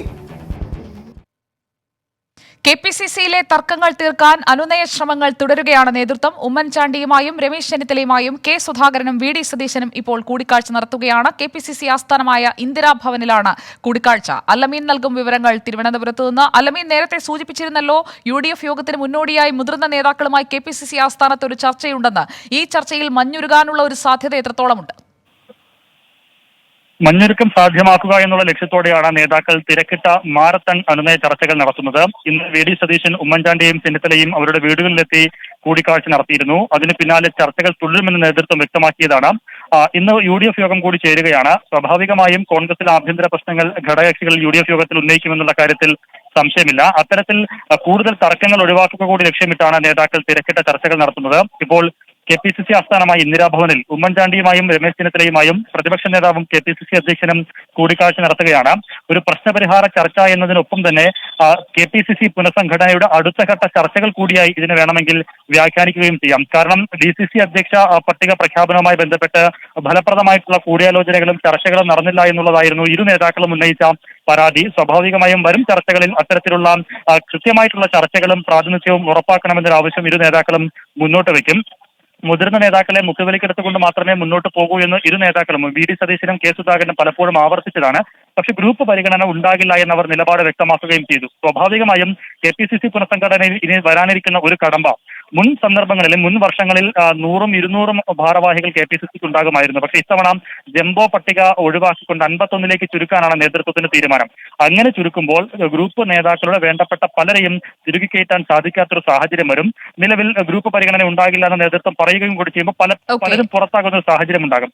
അത് എങ്ങനെ മെയിൻറ്റെയിൻ ചെയ്ത് പോകുമെന്നുള്ള കാര്യത്തിലാണ് പ്രധാനമായും ഇനി കണ്ടറിയേണ്ടത്. ഗ്രൂപ്പ് ഇരു നേതാക്കളെയും മുതിർന്ന നേതാക്കളെ പരിഗണിക്കണം. അവർക്ക് വേണ്ടപ്പെട്ട ഗ്രൂപ്പ് നേതാക്കൾക്ക് പ്രാതിനിധ്യം ഉറപ്പാക്കണം. എന്നാൽ ഗ്രൂപ്പ് വീതം വെപ്പ് എന്നുള്ള ഒരു പരാതി ഒഴിവാക്കുകയും വേണം. സ്വാഭാവികമായും അതെല്ലാം മുൻനിർത്തിയുള്ള ഒരു ചർച്ചയാണ് നടക്കുന്നത്. നേതാക്കൾ ഒരു പക്ഷേ പരസ്പര പ്രത്യാരോപണത്തിന്റെ ഒരു സാഹചര്യം ഒഴിവായി എന്ന് തന്നെയാണ് മനസ്സിലാക്കാനാകുന്നത്. ഇനിയുള്ള ചർച്ചകളിലും അവഗണിച്ചു എന്നൊരു തോന്നൽ ഉമ്മൻചാണ്ടിക്കും രമേശ് ചെന്നിത്തലയ്ക്കും ഉണ്ടാവുകയാണെങ്കിൽ, തങ്ങളെ പരിഗണിച്ചില്ല എന്നൊരു തോന്നൽ ഉണ്ടാവുകയാണെങ്കിൽ സ്വാഭാവികമായും അവർ വീണ്ടും പരസ്യ പ്രതികരണങ്ങളിലേക്ക് വരും. എന്നാൽ അത്തരമൊരു സാഹചര്യം ഒഴിവാക്കുക ലക്ഷ്യമിട്ടുള്ള ചർച്ചകളാണ് നേതൃത്വം നടത്തിക്കൊണ്ടിരിക്കുന്നത്. ശരി, വ്യക്തമാണ് അല്ലമീൻ. കൂടുതൽ വിവരങ്ങൾ ഇന്ദിരാഭവനിൽ നിന്ന് ലഭിക്കുന്ന മുറയ്ക്ക് നമുക്ക് വീണ്ടും എത്താം ഈ വാർത്തയിലേക്ക്. അല്ലമീൻ സൂചിപ്പിച്ചതുപോലെ മുതിർന്ന നേതാക്കളെ മുഖവിലേക്ക് എടുത്തുകൊണ്ട് മുന്നോട്ട് പോകുന്നു എന്ന പ്രതീതി ജനിപ്പിക്കാനുള്ള ശ്രമമാണ് ഇപ്പോൾ കെ സുധാകരനും വി ഡി സതീശനും നടത്തിക്കൊണ്ടിരിക്കുന്നത്. അത്ര കണ്ട് ഫലപ്രദമാകും. പ്രത്യേകിച്ചും ജംബോ കമ്മിറ്റി ഇല്ലാത്ത സാഹചര്യത്തിൽ അനുനയ നീക്കത്തിന് ഉപാധികൾ എന്തൊക്കെയാകും, അതൊക്കെ അറിയാൻ നമുക്ക് കാത്തിരിക്കാം. 24 വാർത്ത തുടരുന്നു. കേരളത്തിൽ നിപ സ്ഥിരീകരിച്ച സാഹചര്യത്തിൽ 6 അതിർത്തി ജില്ലകൾക്ക് അതീവ ജാഗ്രതാ നിർദ്ദേശം നൽകിയിരിക്കുകയാണ് തമിഴ്നാട്. കേരളവുമായി അതിർത്തി പങ്കിടുന്ന നീലഗിരി, കോയമ്പത്തൂർ, തിരുപ്പൂർ, തേനി, തെങ്കാശി, കന്യാകുമാരി ജില്ലകൾക്കാണ് തമിഴ്നാട് ആരോഗ്യവകുപ്പ് നിർദ്ദേശം നൽകിയത്. പരിശോധന ശക്തമാക്കാൻ പ്രത്യേക സംഘങ്ങളെ നിയോഗിക്കും. വിവരങ്ങളുമായി മനേഷ് മൂർത്തി ചേരുന്നു. മനേഷ്, എന്തൊക്കെ മുൻകരുതലുകളാണ് തമിഴ്നാട് കേരളത്തിൽ നിപ സ്ഥിരീകരിച്ച സാഹചര്യത്തിൽ സ്വീകരിച്ചിരിക്കുന്നത്? സുജയ, ഇന്നലെ തന്നെ കർശനമായ ഒരു നിർദ്ദേശം തന്നെ ഇന്നലെ നിപ സ്ഥിരീകരിച്ച സാഹചര്യത്തിൽ തമിഴ്നാട് സർക്കാരിന്റെ ഭാഗത്തു നിന്നും ഉണ്ടായിരുന്നു. എന്നാൽ ഇന്നിപ്പോൾ ആ ഉത്തരവിന് കുറച്ചുകൂടി ഒരു വ്യക്തത വന്നിരിക്കുന്നു എന്നുള്ളതാണ് ഏറ്റവും പ്രധാനപ്പെട്ട കാര്യം. അതിർത്തി ജില്ലകളായ നീലഗിരി, കോയമ്പത്തൂർ, തിരുപ്പൂർ, തേനി, തെങ്കാശി, കന്യാകുമാരി ഈ ജില്ലകൾക്കാണ് ഇപ്പോൾ നിർദ്ദേശം നൽകിയിരിക്കുന്നത്. ആരോഗ്യവകുപ്പാണ് ഇതിലൂടെ നിർദ്ദേശം നൽകിയിരിക്കുന്നത്. കൃത്യമായി അതിർത്തികളിൽ പരിശോധനകൾ നടത്തണം, കർശനമായിരിക്കണം പരിശോധന. ഇതിനായി പ്രത്യേക സംഘങ്ങളെ നിയോഗിക്കണം എന്നുള്ളതാണ് ഏറ്റവും പ്രധാനമായി പറഞ്ഞിരിക്കുന്നത്.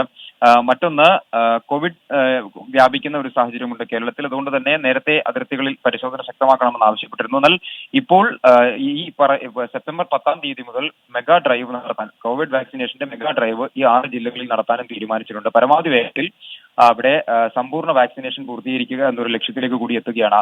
അല്ലെങ്കിൽ അത്തരത്തിലൊരു നിർദ്ദേശം കൂടി തമിഴ്നാട് ഇപ്പോൾ നൽകിയിട്ടുണ്ട്. എന്തായാലും 6 ജില്ലകൾ അതീവ ജാഗ്രത നിർദ്ദേശം നൽകിയിരിക്കുന്നു. പരിശോധനകൾ, പ്രത്യേകം ചെക്ക് പോസ്റ്റുകളിൽ പരിശോധന ശക്തമാക്കണമെന്ന നിർദ്ദേശവും നൽകിയിട്ടുണ്ട്. സുജയ. ശരി, മനേഷ് മൂർത്തിയാണ് വിവരങ്ങൾ നൽകിയത് ചെന്നൈയിൽ നിന്നും. മറ്റൊരു വാർത്തയിലേക്ക്. സിംഘു അതിർത്തിയിലെ റോഡുകൾ തുറന്നു കൊടുക്കണമെന്ന പൊതുതാൽപര്യ ഹർജിയിൽ ഇടപെടാൻ വിസമ്മതിച്ച് സുപ്രീം കോടതി. പഞ്ചാബ്, ഹരിയാന ഹൈക്കോടതിയെ സമീപിക്കാൻ ഹർജിക്കാരോട് ജസ്റ്റിസ് DY ചന്ദ്രചൂഡ് അധ്യക്ഷനായ ബെഞ്ച് ആവശ്യപ്പെട്ടു. MP പ്രദീപ് കുമാർ നൽകും കൂടുതൽ വിവരങ്ങൾ ഡൽഹിയിൽ നിന്ന്. MP പ്രദീപ് കുമാർ, സിംഘു അതിർത്തിയിൽ കർഷക പ്രക്ഷോഭം നടക്കുന്ന പശ്ചാത്തലത്തിലാണ് ഈ വഴികളൊക്കെ അടച്ചത്. ഇതേ തുടർന്ന് നിരവധി പ്രതിഷേധങ്ങളും ഉയർന്നിരുന്നു. ഇപ്പോൾ ഈ ഹർജിക്കാരുടെ ആവശ്യത്തിൽ കോടതിയുടെ പരാമർശം എങ്ങനെയായിരുന്നു? സുജിയ, സിംഘു അതിർത്തിയിൽ കഴിഞ്ഞ നവംബർ 27 മുതലാണ് കർഷക സമരം ആരംഭിച്ചത്. ഈ അതിർത്തികൾ മുഴുവൻ അടച്ചിട്ടുകൊണ്ടാണ് ഇപ്പോൾ സമരം ഇപ്പോഴും തുടരുന്നത്. എന്തായാലും ഈ സമയത്താണ് സമീപത്തെ റെസിഡൻസ് അസോസിയേഷൻ ഇപ്പോൾ സുപ്രീം കോടതിയെ സമീപിച്ചത്. പക്ഷേ ഈ ഹർജിയിൽ ഇടപെടാൻ സുപ്രീം കോടതി തയ്യാറായില്ല. ഇതിന് ജസ്റ്റിസ് DY ചന്ദ്രചൂഡ് അധ്യക്ഷനായ ബെഞ്ച് പറഞ്ഞത് ഇതിപ്പോൾ ഒരു പ്രാദേശികമായുള്ള പ്രശ്നങ്ങളാണ്, മാത്രമല്ല പ്രതിഷേധിക്കാനുള്ള അവകാശവും സഞ്ചാര സ്വാതന്ത്ര്യം കൂടി ഉൾപ്പെട്ട വിഷയമാണ്. അതുകൊണ്ട് തന്നെ ഹൈക്കോടതികൾ ഈ വിഷയം പരിഗണിക്കുന്നതാണ് നല്ലത്. ഹർജിക്കാർക്ക് പഞ്ചാബ്, ഹരിയാന ഹൈക്കോടതിയെ സമീപിക്കാവുന്നതേ ഉള്ളൂ. അവിടെ സമീപിക്കാൻ നിർദ്ദേശം നൽകി. എന്തായാലും ഈ ആവശ്യം സുപ്രീം കോടതി നിരസിച്ചിരിക്കുകയാണ്. ശരി, MP പ്രദീപ് കുമാറാണ് വിവരങ്ങൾ നൽകിയത്. പൊതുതാൽപര്യ ഹർജിയിൽ സുപ്രീം കോടതി ഇടപെട്ടില്ല. കാട്ടാന ആക്രമണത്തെ തുടർന്ന് കഴിഞ്ഞ 7 വർഷത്തിനിടെ സംസ്ഥാനത്ത് നഷ്ടമായത് 124 പേരുടെ ജീവനാണ്. കേന്ദ്ര വനം പരിസ്ഥിതി മന്ത്രാലയത്തിന്റെ കണക്കുകളാണ് ഇക്കാര്യം പറയുന്നത്. അതേസമയം കാട്ടാന ആക്രമണത്തെ തുടർന്നുള്ള മരണനിരക്ക് ഉയരുമ്പോഴും ഇതിനെ പ്രതിരോധിക്കാനുള്ള നമ്മുടെ സംവിധാനങ്ങൾ എത്രത്തോളം സജ്ജമാണെന്ന ചോദ്യം ബാക്കിയാണ്. ഇക്കഴിഞ്ഞ 7 വർഷത്തിനിടയിൽ കാട്ടാനകളുടെ ആക്രമണത്തെ തുടർന്ന് കേരളത്തിൽ മാത്രം മരിച്ചത് 124 പേരെന്നാണ് വിവരാവകാശ രേഖ. 2016-17 കാലയളവിലാണ് സംസ്ഥാനത്ത് കൂടുതൽ ആളുകൾ കാട്ടാന ആക്രമണത്തെ തുടർന്ന് കൊല്ലപ്പെട്ടത്, 33 പേർ. 2018-19 കാലയളവിൽ 27 പേരും കൊല്ലപ്പെട്ടു. സംസ്ഥാനത്ത് വന്യജീവി ആക്രമണങ്ങൾ ദിനംപ്രതി വർദ്ധിച്ചുവരുന്ന സാഹചര്യത്തിലാണ് ഈ കണക്കുകൾ പുറത്തുവരുന്നതെന്നതും ശ്രദ്ധേയം. സംസ്ഥാനത്ത് വന്യമൃഗശല്യം അതിരൂക്ഷമായിട്ട് തുടരുമ്പോഴും ഇത് തടയാൻ വേണ്ടി വനം വകുപ്പിന് സാധിക്കുന്നില്ല. കേന്ദ്ര പരിസ്ഥിതി മന്ത്രാലയം അനുശാസിക്കുന്ന വിവിധ പദ്ധതികളുണ്ട്. ഇത് നടപ്പിലാക്കുന്ന വനം വകുപ്പിൻ്റെ കാര്യക്ഷമതയാണ് ഇത് ചോദ്യം ചെയ്യുന്നത്. വന്യമൃഗങ്ങൾ നാട്ടിലേക്ക് ഇറങ്ങുന്നത് തടയാനും അതേപോലെ തന്നെ കൃഷിസ്ഥലത്തിലേക്ക് വരാതിരിക്കാനുമുള്ള കൃത്യമായ ഫണ്ട് അനുവദിക്കുന്നുണ്ട് വനം വകുപ്പിന്. പക്ഷേ വനം വകുപ്പ് എന്തുകൊണ്ട് ഈ ഫണ്ടുകൾ ഉപയോഗിക്കുന്നില്ല എന്നുള്ള ചോദ്യചിഹ്നമാണ് ഉയരുന്നത്. അതേസമയം 2014 മുതൽ 2020 ഡിസംബർ 31 വരെയുള്ള കണക്കുകൾ പ്രകാരം രാജ്യത്ത് 3310 പേർക്ക് കാട്ടാനയുടെ ആക്രമണത്തിൽ ജീവൻ നഷ്ടമായി. 2019-20 കാലയളവിൽ 585 പേരാണ് കൊല്ലപ്പെട്ടത്. കണക്കുകൾ പ്രകാരം ഏറ്റവും കൂടുതൽ മരണങ്ങൾ റിപ്പോർട്ട് ചെയ്യപ്പെട്ടതും ഈ കാലയളവിലാണെന്ന് വിവരാവകാശ രേഖകൾ വ്യക്തമാക്കുന്നു. 2016-17 516 പേർക്കും 2017-18 506 പേർക്കും ജീവൻ നഷ്ടപ്പെട്ടു. രാജ്യത്തിന്റെ കണക്കിൽ ഒഡീഷയിലാണ് ഏറ്റവും കൂടുതൽ മരണങ്ങൾ രേഖപ്പെടുത്തിയിട്ടുള്ളത്, 589 പേർ. പശ്ചിമ ബംഗാളിൽ 562 പേരും അസമിൽ 479 പേരും ഛത്തീസ്ഗഡിൽ 413 പേരും ജാർഖണ്ഡിൽ 480 പേരും കാട്ടാനുള്ള ആക്രമണത്തിൽ കൊല്ലപ്പെട്ടിട്ടുണ്ട്. മനുഷ്യ വന്യമൃഗ സംഘർഷങ്ങൾ നേരിടാൻ വനം മന്ത്രാലയം പ്രഖ്യാപിച്ച വിവിധ പദ്ധതികളുടെ കാര്യക്ഷമതയാണ് ഈ കണക്കുകൾ ചോദ്യം ചെയ്യുന്നത്. അബ്ദുൾ റഹീം, 24 കൊച്ചി. 24 വാർത്ത തുടരുന്നു. ഡ്യൂട്ടി സമയത്ത് പോലീസുകാർ മുങ്ങുന്നുണ്ടോ എന്നറിയാൻ SIയുടെ വിചിത്രമായ നടപടി. എറണാകുളത്തെ റെയിൽവേ സ്റ്റേഷനുകളിൽ ചുമതലയുള്ള പോലീസുകാർ ഡ്യൂട്ടിയിലുണ്ടെന്ന് ഉറപ്പുവരുത്താനാണ് കേട്ടുകേൾവിയില്ലാത്ത ആശയം അവതരിപ്പിച്ചത്. SIയുടെ ഈ മോഡേൺ ആശയം നിരവധി പരാതികൾക്കും ഇടയാക്കുന്നു.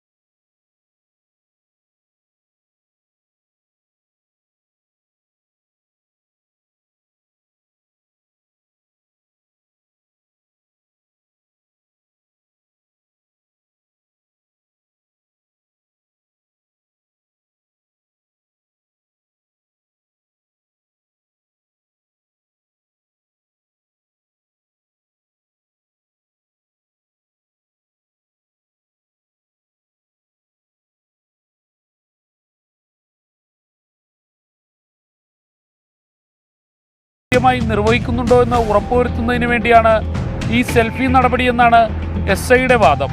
ക്യാമറമാൻ അരുൺ ഹുണിക്കിനൊപ്പം സഹിൻ ആന്റണി, 24 കൊച്ചി. ചാത്തമംഗലത്തെ നിപ സമ്പർക്ക പട്ടികയിൽ ഉള്ളവരുടെ എണ്ണം ഇനിയും വർദ്ധിച്ചേക്കാമെന്ന് PTA റഹീം MLA. കുട്ടിയെ പ്രവേശിപ്പിച്ച ആശുപത്രികളിൽ നിന്നാണ് കൂടുതൽ സമ്പർക്കമുണ്ടായിരിക്കുന്നതെന്നും MLA പറഞ്ഞു. ചാത്തമംഗലം പാഴൂർ മേഖലയിൽ വവ്വാലുകളെ ആവാസ വ്യവസ്ഥയിൽ നിന്ന് ഓടിച്ചുവിടരുതെന്ന് നാട്ടുകാർക്ക് നിർദ്ദേശം നൽകാൻ അവലോകന യോഗത്തിൽ തീരുമാനമായി. ഇനിയും അത് വർദ്ധിക്കാനുള്ള സാധ്യതയുണ്ട്. മിക്കവാറും ഇത് 2 ആശുപത്രികളിലുള്ളതാണ് വർദ്ധിക്കാനുള്ള സാധ്യത. ആ ലൊക്കേഷനിൽ അധികം ഉണ്ടാവില്ല. ആ ലൊക്കേഷനിലുള്ളവരൊക്കെ ട്രേസ് ചെയ്തിട്ടുണ്ട്. അതാകെ 18 പേരേ ഉള്ളൂ. പിന്നീട് ആശുപത്രികളിൽ ഇവരുണ്ടാകുന്ന അവസരത്തിൽ പലയിടങ്ങളിൽ നിന്നും വന്ന ആളുകളുണ്ടാവുമല്ലോ, അതുകൊണ്ടാണ് അത് വർദ്ധിക്കുന്നത്. ഇവിടെ 18 ആളുകൾ മാത്രമേ ഉള്ളൂ. ജനങ്ങൾ ആശങ്കപ്പെടേണ്ട കാര്യമൊന്നുമില്ല. പക്ഷേ ഈ 3 കിലോമീറ്ററിനുള്ളിലുള്ള ആളുകൾ ഏതായാലും നമ്മൾ കോവിഡ് പശ്ചാത്തലത്തിൽ ഈ കാര്യങ്ങളൊക്കെ ചെയ്യുന്നുണ്ട്. അത് കൂടുതൽ ശക്തമായ രീതിയിൽ ഈ 3 കിലോമീറ്ററിനുള്ളിൽ നമ്മൾ കൂടുതൽ സ്ട്രിക്റ്റ് ആക്കാൻ വേണ്ടി തന്നെയാണ് തീരുമാനിച്ചിരിക്കുന്നത്. അതിലൊരു റിലാക്സേഷൻ വേണ്ട എന്നുള്ളതാണ്. സിനോജ് തോമസ് നൽകും കൂടുതൽ വിവരങ്ങൾ കോഴിക്കോട് നിന്ന്. സിനോജ് തോമസ്, പാഴൂർ മേഖലയിൽ 18 പേരെ സമ്പർക്ക പട്ടികയിലുള്ളൂ. ബാക്കി പ്രാഥമിക സമ്പർക്ക പട്ടികയിൽ പെടുന്നവരൊക്കെ ആശുപത്രികളിൽ ഈ കുട്ടിയെ കൊണ്ടുപോയപ്പോൾ അവിടെ ഉണ്ടായിരുന്നവരാണ്. 2018-ലും സമാനമായ ഒരു സാഹചര്യമാണ് നമ്മൾ കണ്ടത്. അതുപോലെ തന്നെ ഈ സമ്പർക്ക പട്ടിക ഇനിയും വലുതാകാനുള്ള ഒരു സാധ്യത അതുതന്നെയല്ലേ MLA ചൂണ്ടിക്കാണിക്കുന്നത്? സുജ, തീർച്ചയായും അങ്ങനെ തന്നെയാണ്. കാരണം ഇന്നലെ 188 പേര് മാത്രമാണ് ഈ പട്ടികയിലുണ്ടായിരുന്നത്. അത് ഇന്ന് അല്പസമയം മുൻപാണ് 251 വർദ്ധിച്ചിരിക്കുന്നത്. 8 പേർക്ക് രോഗലക്ഷണമുണ്ട്. ഇന്ന് 5 പേർക്കാണ് പുതിയതായി രോഗലക്ഷണം കണ്ടെത്തിയിരിക്കുന്നത്. ചാത്തമംഗലം പഞ്ചായത്തിൽ നടന്ന അവലോകന യോഗത്തിന് ശേഷമാണ് MLA ഇങ്ങനൊരു അഭിപ്രായം പറഞ്ഞിരിക്കുന്നത്. അതായത് ഈ മരിച്ച 12 വയസ്സുകാരൻ 4 ആശുപത്രികളിലും ഒരു ഡോക്ടറുടെ വീട്ടിലുമാണ് ചികിത്സ തേടി പോയിരിക്കുന്നത്. ആ മേഖല, ഈ ആരോഗ്യ മേഖലയിൽ നിന്നായിരിക്കും കൂടുതൽ സമ്പർക്ക പട്ടികയിലേക്ക് ആളുകൾ വരിക എന്നാണ് MLA പറഞ്ഞിരിക്കുന്നത്. കാരണം അവസാനമായി ചികിത്സയിൽ പോയ കോഴിക്കോട് മെഡിക്കൽ കോളേജും കുട്ടി മരിച്ച സ്വകാര്യ ആശുപത്രിയിലുമാണ് ഏറ്റവും കൂടുതൽ സമ്പർക്ക ബാധിതരുള്ളത്. കോഴിക്കോട് മെഡിക്കൽ കോളേജിൽ മാത്രം ഇന്നലെ 100 പേരാണ് സമ്പർക്ക പട്ടികയിൽ വന്നിരിക്കുന്നത്. ആരോഗ്യ പ്രവർത്തകർ ഉൾപ്പെടെ 100 പേരാണ് വന്നിരിക്കുന്നത്. കാരണം അവിടെയാണ് ഈ കുട്ടിയുമായിട്ട് കൂടുതൽ ഇടപഴകിയിരിക്കുന്നത്. കഴിഞ്ഞ 27-ാം തീയതി മുതൽ ഈ മാസം 1-ാം തീയതി വരെയുള്ള ഒരു റൂട്ട് മാപ്പാണ് ഇന്നലെ ജില്ലാ കളക്ടർ പുറത്തുവിട്ടത് കുട്ടിയുടെ. അതിനകത്ത് പറയുന്നത് 27-ാം തീയതി ഈ കുട്ടി ആ നാട്ടിലെ പാടൂർ മേഖലയിലെ ചില കുട്ടികളുമായി കളിച്ചിരുന്നു എന്ന് പറയുന്നുണ്ട്. MLA പറയുന്നു ആ കുടുംബക്കാരുമായി ആ വീടിന്റെ പരിസരത്തുള്ള സ്വന്തം വീട്ടിലുള്ള കുട്ടികളുമായാണ് ഈ 12-കാരൻ കളിച്ചിരിക്കുന്നത്. ആ കുട്ടികൾ ഉൾപ്പെടെയാണ് ഈ 18 പേരെന്ന് പറയുന്നു. അതുകൊണ്ട് തന്നെ ആ കുട്ടിയുടെ മാതാപിതാക്കളും ആ കുടുംബക്കാരും മാത്രമാണ് ഇതിനകത്ത് ഉൾപ്പെട്ടിരിക്കുന്നത്. ആ പ്രദേശത്ത് പാടൂർ മേഖലയിലെ മറ്റ് നാട്ടുകാരുമായിട്ട് അത്ര ഇടപഴകിയിട്ടില്ല. എങ്കിൽ കൂടി ചാത്തമംഗലം മേഖലയിൽ ഈ ജാഗ്രതയും കണ്ടെയ്ൻമെന്റ് സോണും തുടരുന്നുണ്ട്. അതിന് കാരണമെന്ന് പറയുന്നത് ഈ കുട്ടിയിലേക്ക് നിപ്പ വൈറസ് എത്തിയത് ഈ ചാത്തമംഗലത്ത് നിന്നാണോ എന്ന് സ്ഥിരീകരിക്കേണ്ടതുണ്ട്. അതുകൊണ്ടാണ് അവിടെ വനം വകുപ്പും മൃഗസംരക്ഷണ വകുപ്പും പരിശോധന നടത്തുന്നത്. പഴവർഗ്ഗങ്ങളിലൂടെ അല്ലെങ്കിൽ ഏതെങ്കിലും മറ്റ് മാർഗത്തിലൂടെ ആണോ ഈ കുട്ടിക്ക് വൈറസ് ലഭിച്ചതെന്ന് സ്ഥിരീകരിക്കേണ്ടതുണ്ട്. അതെ, തീർച്ചയായും ഈ കുട്ടിക്ക് റംബൂട്ടാൻ കഴിച്ചു എന്ന് കുട്ടിയുടെ പിതാവ് അബൂബക്കർ പറയുന്നുണ്ട്. ഏത് തരത്തിലാണ് രോഗം കുട്ടിയിലേക്ക് എത്തിയത്, അതനുസരിച്ചുള്ള നിയന്ത്രണങ്ങൾക്കാണ് ഇപ്പോൾ ആലോചന നടക്കുന്നത്. 24 വാർത്ത ഇവിടെ പൂർണ്ണമാവുകയാണ്. കൂടുതൽ വാർത്തകൾക്കും വിശേഷങ്ങൾക്കുമായി ഞങ്ങളുടെ വെബ്സൈറ്റ് www.24news.com സന്ദർശിക്കുക. ഇനി കൗതുക വാർത്തകളുമായി ഈ ഗ്രീജിത്തെത്തും. നമസ്കാരം.